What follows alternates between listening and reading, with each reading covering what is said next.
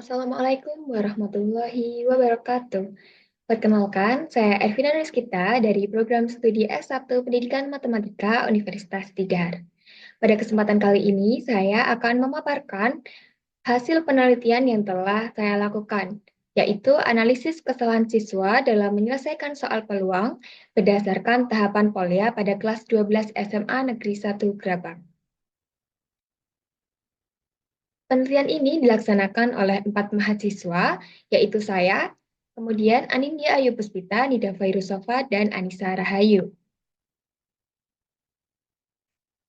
Latar belakang dari penelitian yang kami lakukan, yaitu Rahmaini dan Chandra pada tahun 2024 menyatakan bahwa matematika berkontribusi terhadap keterampilan kolaboratif dan pemecahan masalah di dalam maupun di luar lingkungan akademis. Selanjutnya, Isabu Budayasa dan Siswono pada tahun 2019 menyatakan bahwa pemecahan masalah membutuhkan penyelidikan, menemukan, dan menggali informasi dalam proses pembelajaran. Sehingga dapat disimpulkan bahwa pemecahan masalah adalah suatu proses penyelidikan, menemukan, dan menggali informasi berdasarkan pada pengetahuan matematika yang telah dimiliki oleh siswa sebagai upaya menemukan alternatif penyelesaian dari masalah yang sedang dihadapi. Kemampuan pemecahan masalah matematis menekankan pada cara siswa memecahkan masalah untuk menemukan jawaban. Argarini tahun 2018 menyatakan bahwa salah satu pendekatan yang sering digunakan untuk mengukur kemampuan pemecahan masalah matematis adalah dengan mengikuti tahapan yang dikemukakan oleh POLIA. Salah satu materi yang dipelajari siswa kelas 12 SMA adalah peluang. Akan tetapi, capaian pembelajaran pada materi peluang dalam kurikulum belum dapat tercapai, karena masih terdapat kesalahan yang dilakukan siswa dalam menyelesaikan soal.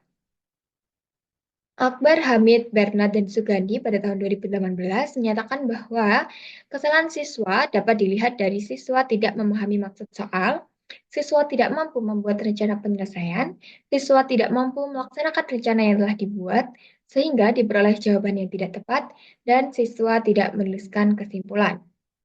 Didukung oleh penelitian dari Natalia dan Mampo pada tahun 2024 yang ditemukan bahwa siswa mengalami kesulitan dalam menyelesaikan soal peluang.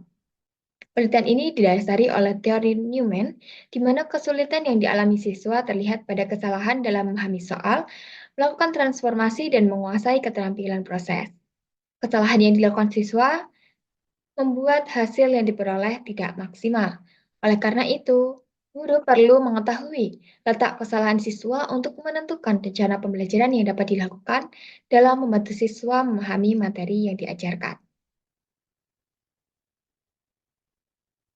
Oleh karena itu, penelitian ini bertujuan untuk menganalisis kesalahan pemecahan masalah berdasarkan tahapan POLIA dan juga mengidentifikasi kendala yang dihadapi oleh siswa dalam menerapkan tahapan POLIA. Selanjutnya, diharapkan penelitian ini mampu memberikan kontribusi terhadap perbaikan metode pembelajaran matematika dan juga menjadi acuan guru dalam merancang strategi pembelajaran yang efektif. Metode yang digunakan pada penelitian ini yaitu kualitatif deskriptif dengan teknik pengumpulan datanya menggunakan tes tertulis berupa 3 soal uraian dan juga wawancara kepada siswa. Penelitian ini menggunakan sampel 36 siswa kelas 12 F1 SMA Negeri 1 Grabak. Yang selanjutnya, analisis data dilakukan dengan mengklasifikasikan kesalahan siswa berdasarkan pada tahapan POLIA. Berikut diperoleh hasil tes pemecahan masalah. Dengan keterangan K1 yaitu memahami masalah, K2 membuat rencana, K3 melaksanakan rencana, dan juga K4 memeriksa kembali jawaban. Diperoleh persentase kesalahan siswa yaitu 22,22% pada soal nomor 1, 41,67% pada soal nomor 2, dan 55,56% pada soal nomor 3.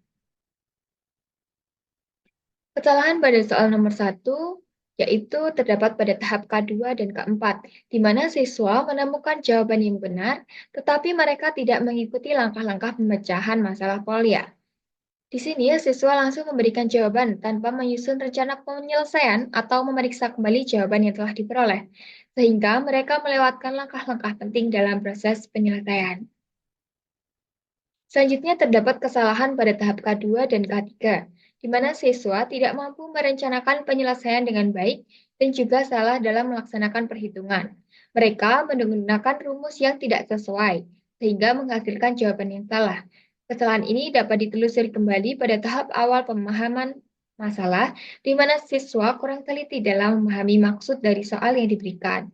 Hal ini didukung oleh penelitian yang telah dilakukan oleh Hanifah dan Sari pada tahun 2019, di mana kesalahan dalam memahami permasalahan seringkali disebabkan oleh kurangnya ketelitian siswa dalam mencerna informasi yang terdapat dalam soal, sehingga mereka gagal memilih pendekatan yang tepat untuk menyelesaikannya.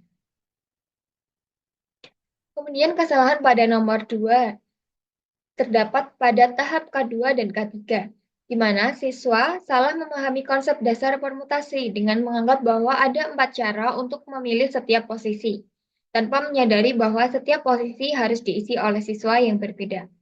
Kesalahan ini menunjukkan kurangnya pemahaman siswa terhadap konsep permutasi. Penelitian Kamila dan Adira Kasiwi pada tahun 2021 menyatakan bahwa siswa melakukan kesalahan dengan menuliskan model matematika atau rumus yang tidak tepat untuk permasalahan yang diberikan, sehingga tidak mendapatkan jawaban yang tepat. Selanjutnya terdapat pula kesalahan pada tahap ketiga, di mana siswa kurang teliti dalam melakukan perhitungan, meskipun langkah yang mereka susun sudah benar. Hal ini menunjukkan bahwa meskipun siswa memahami cara menyusun model matematika dengan benar, mereka melakukan kesalahan teknis dalam menghitung hasil akhirnya. Misalnya, kesalahan dalam menghitung faktorial, atau tidak hati-hati dalam melakukan operasi matematika sehingga mendapatkan hasil yang kurang tepat. Selanjutnya terdapat pula kesalahan pada tahap keempat, di mana siswa telah mengerjakan setiap langkah sesuai dengan metode Polya dan memperoleh jawaban yang benar. Namun mereka melewatkan langkah penting, yaitu memeriksa kembali hasil yang diperoleh. Akibatnya, siswa tidak menyadari bahwa ada potensi kesalahan yang bisa diperbaiki. Misalnya, kesalahan perhitungan atau tidak adanya kesimpulan yang jelas di akhir jawaban.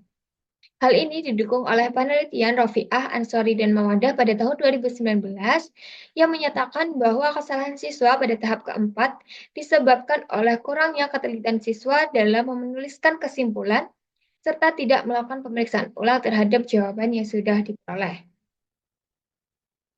Selanjutnya terdapat kesalahan pada tahap keempat di soal nomor 3, yaitu siswa tidak memeriksa perhitungan sehingga berpotensi mengabaikan kesalahan kecil yang mungkin terjadi.